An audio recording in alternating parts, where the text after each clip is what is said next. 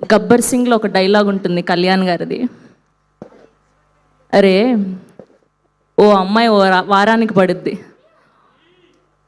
ఓ అమ్మాయి ఓ నెలకు పడుద్ది, ఓ అమ్మాయి ఓ సంవత్సరానికి పడుద్ది.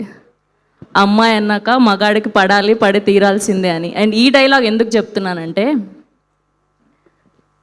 మనం నిజాయితీగా ట్రై చేస్తే, మనం హార్ట్ఫుల్గా ట్రై చేస్తే,